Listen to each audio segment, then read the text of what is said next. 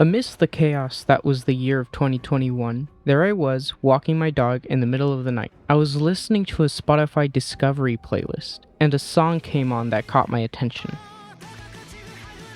It was chaotic, attention-grabbing. It was the only song that night that I looked at to save, and the cover art seemed familiar. It reminded me of that odd Netflix show that I skipped over at one point. The atmosphere was undeniable. Being as I was one of the new 2020 anime fans, I decided that I would give it a shot when I got home that night, and my descent into the world of Dorohedoro began.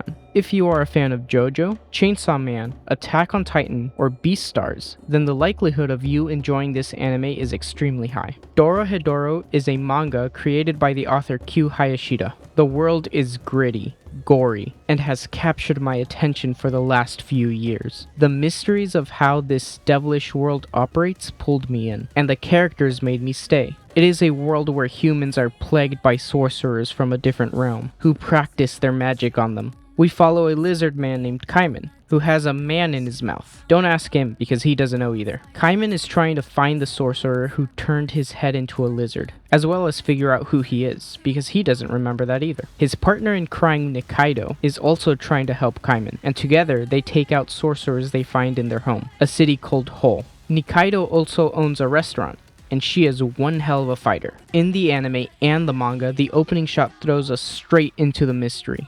A man quite literally in a mouth, who only says one line.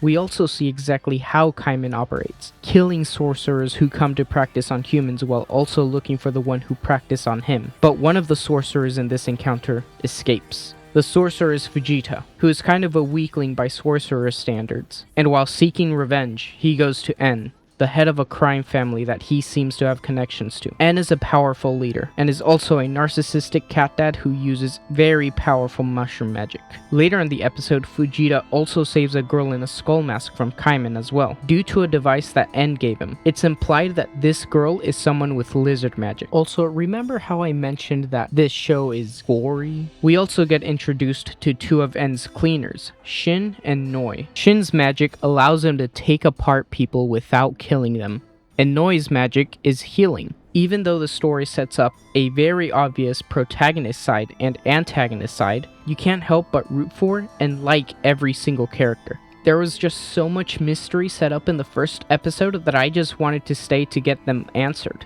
Like, why doesn't magic work on Kaiman? Why does he have red crosses on his eyes? Who is the man in his mouth? Why is there a man in his mouth? Well, Kaiman doesn't know. He doesn't even know who he is. That is just the main cast as well. We get to meet a doctor, a devil cat, and a giant albino cockroach named Johnson, who says, "Shocking!" The chaos and bizarreness of the whole story was exactly what I was seeking out when I first heard that intro song. Not to mention all the other music. If you grew up enjoying FNAF music as a kid, more specifically the Living Tombstone's electric rock style of music, then you will most likely enjoy the music in this show as well. You know how the outros changed for every episode in Chainsaw Man? Well, Dorohedoro did it first, I think. And every single song is a banger. The OST was made by the group No Name, and they have worked on other MAPPA shows. My taste in music shifts a lot. Anytime the music in my Spotify circulation changes, I make a new playlist. This results in me having playlists that act as time capsules for me, and all of the outro songs have stayed in circulation up until now. And Welcome to Chaos was the #1 song on my Spotify wrap-ups for 2021 and 2022. Honestly, 12 episodes was just not enough. I am so glad that they finally announced Season 2. Dorohedoro ended up being the last anime I watched before graduating high school, which I would say perfectly matched my mental state at the time. After graduating, I started reading the manga, which I will avoid talking about story-wise because I want to avoid spoilers. But I will say the story takes a dark turn, and a sense of dread really fills the air when reading, not knowing how things will turn out, and feeling like everything is a dead end. And the name Dorohedoro,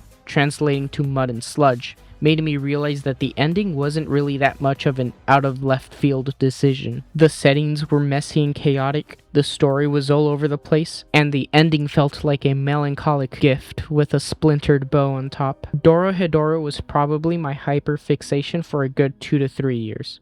It personally resonated with me and engulfed my mind in a way I kinda miss. I've drawn a few Dorohedoro pieces in the past, and the aesthetic never really left my mind. I recommend you to open this Pandora's box. The art of Q Hayashida in Dorohedoro is something that I would definitely love to talk about in a future video, as well as how this property affected my subconscious and seeped into my dreams. Personally, I think I'm just making this video to share my excitement for season 2. This has been Zerogeo, and hopefully I'll see you in the next video. Thanks for watching.